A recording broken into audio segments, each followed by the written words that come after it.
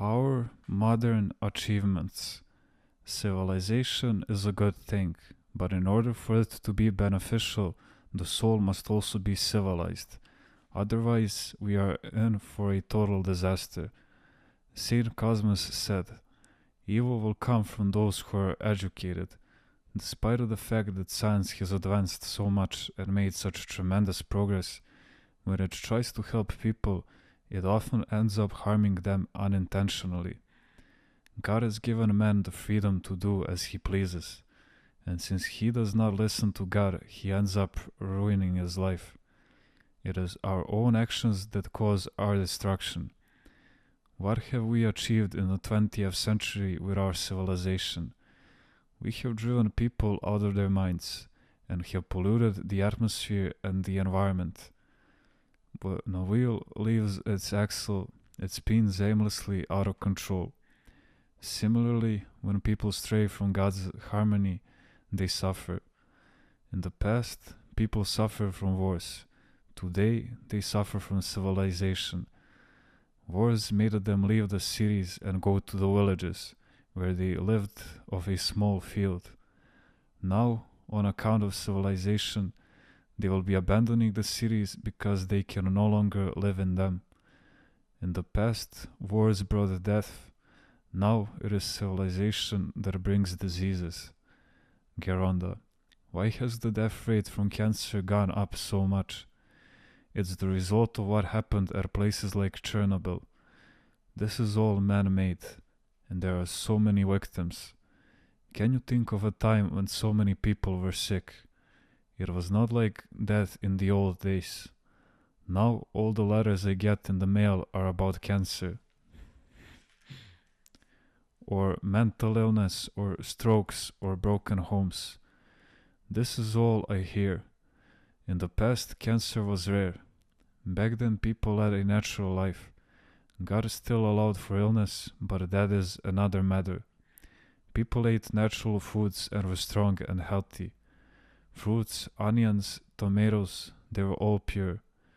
Now, even natural foods can make people sick because everything around us is contaminated. If everything had been so contaminated in the old days, I would have died. Being a monk, I ate only what I grew in my garden: leeks, lettuce, onions, and cabbage. And yet I lived on this diet for a long time and was healthy.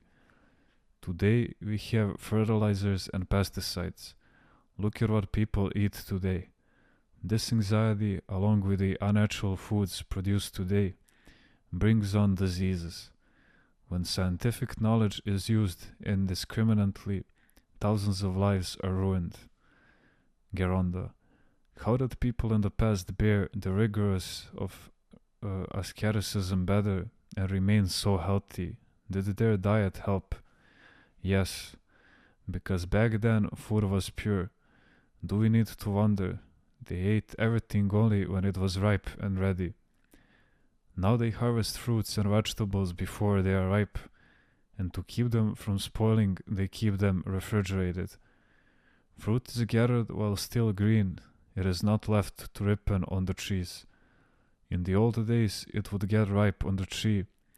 Fruit would either fall from the tree or drop in your palm the moment you touched it. But besides eating good quality, healthy foods, bread and butter and milk were very nutritious foods for children. People also used common sense and could tell if they got sick because of something they ate. Today, our food is adulterated, and on top of that, people do not use common sense.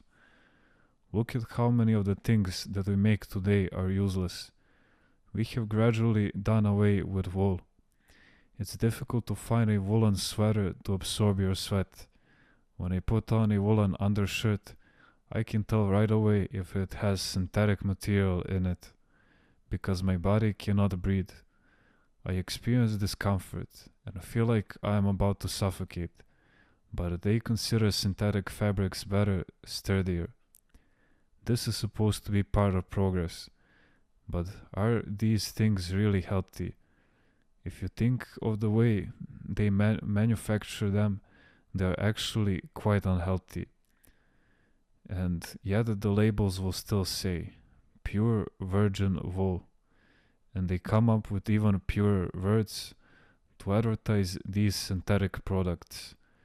Since we make wool from petroleum, we now raise sheep only for their meat.